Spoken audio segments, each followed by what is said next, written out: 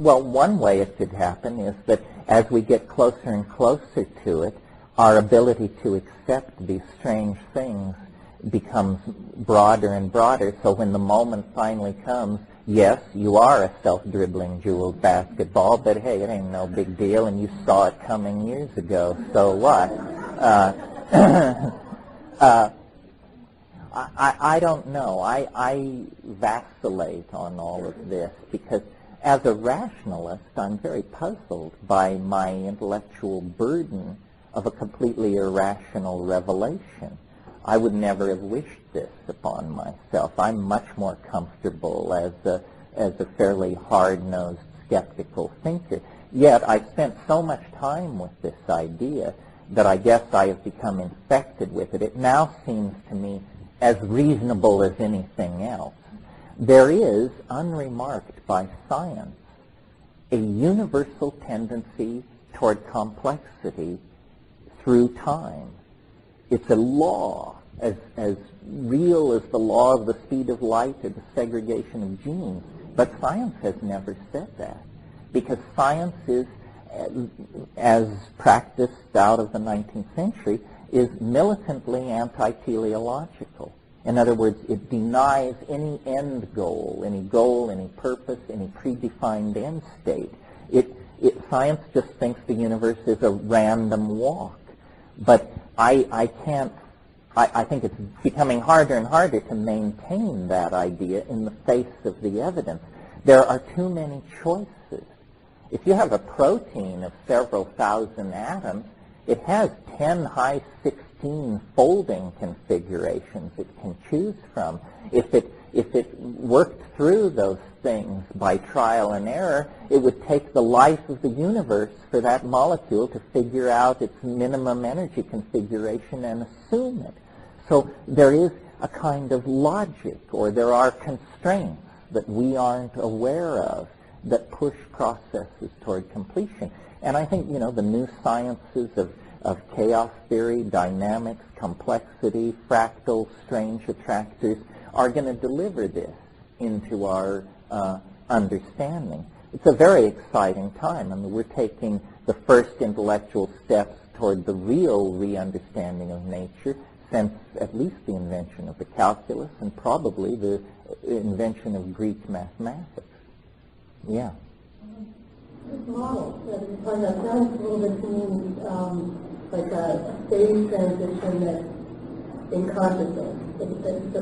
When it reaches a point of complexity and then there's a transition, but it seems to me we're all connected on some level with the morphic field and all, but that makes it, few will start and then it's just like popcorn. All of a sudden everyone has that like a chain reaction. Yeah. Well, you put your finger on it. The key word is connectedness. I'm very interested in the philosophical, if you want to put it that way, implications of the World Wide Web and the Internet. I mean, the Internet is a fascinating thing. You can't see it. Therefore, if you're not into it, the world appears to have remained the same. Nothing has changed. And yet, actually, the largest human artifact ever created has sprung into being in the last 5 years. It's as big as this planet, and nobody controls it. It has no central control. No one can decide that it shall be this or shall be that. There are certain areas under limited control. Well, but what does the Internet do? Well, it connects us together. It broadens and deepens and makes more immediate the cultural database that we're all swimming in. And I think that probably it is a model for, or not a model, but it is an anticipation of this transcendental object at the end of time. I mean, I have said in these lectures, my idea of the future perfect state is a world of 500 million human beings of all races, genders, sexual persuasion, so forth and so on. 500 million well-fed, healthy people living mostly in warm climates, largely naked, very little physical cultural manifestation. But if you could project yourself into one of these people's minds or bodies, you would see that when they close their eyes, there are menus hanging in space. Those menus are there because at age 3 there was a surgical implant behind the eyelids of something like a very small contact lens. And that is the philosopher's stone. That is the culmination of 10,000 years of technical evolution and engineering dreams.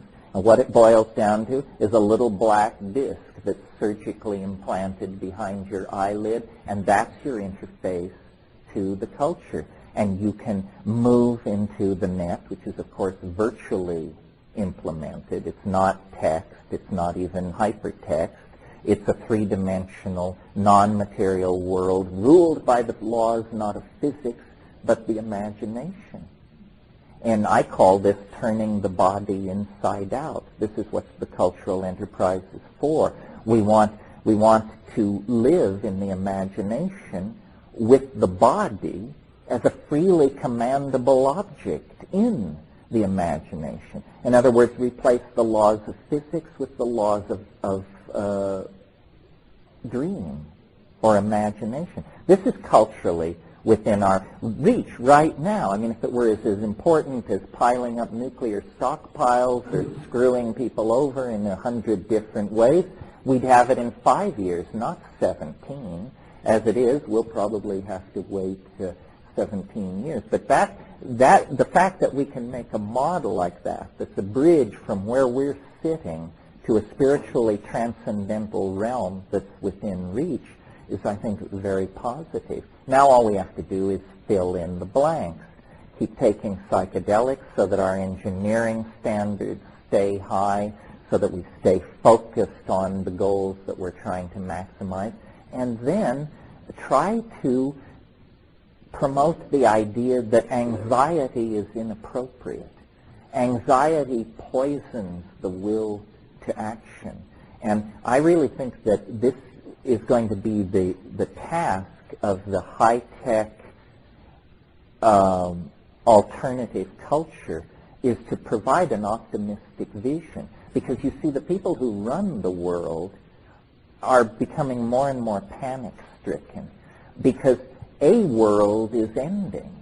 Their world is ending. The world of the shell game and the international corporation and the propagandized passive electorate and all these things that have been, that game is ending.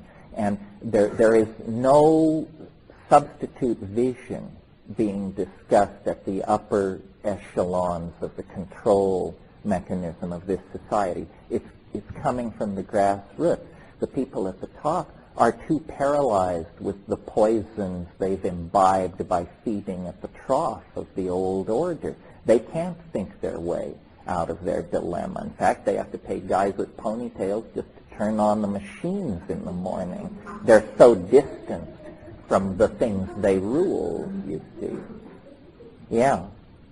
I'm wondering that, like, in my experience and other people talking to me about taking hallucinogens, you talk about dissolving the boundaries. Another way to look at it is, you talk about anxiety. It's anxiety or fear eventually goes away of the other, which if you have a boundary, there is another.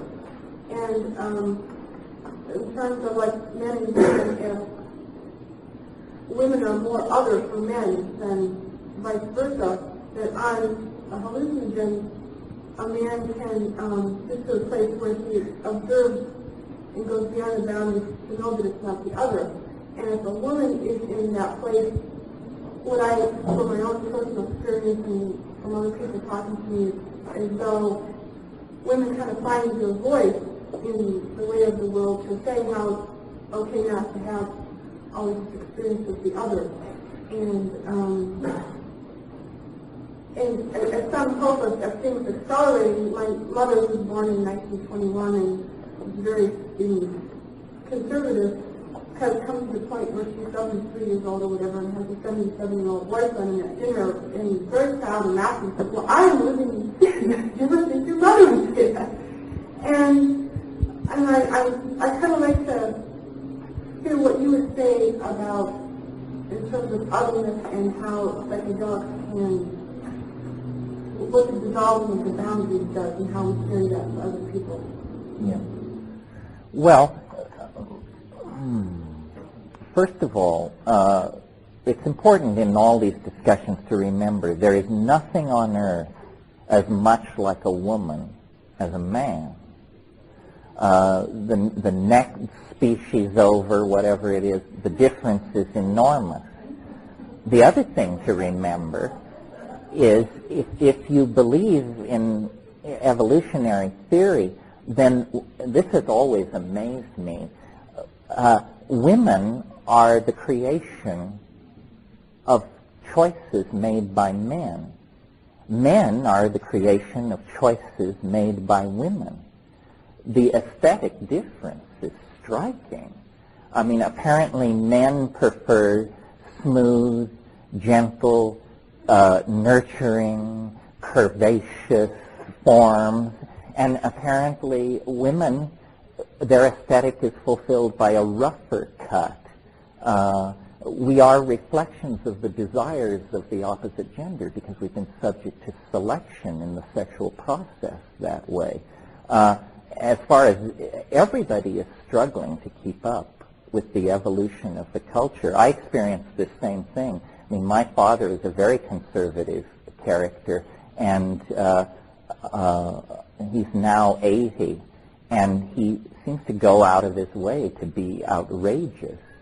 And it's maybe the one good thing television is doing is that straight people, and by that I don't mean non-gay, I mean in the sense of non-psychedelic, straight people can't escape from the weirdness of the culture. You know, no matter who you are, you have to look at this stuff. It's in your face, and eventually you bend.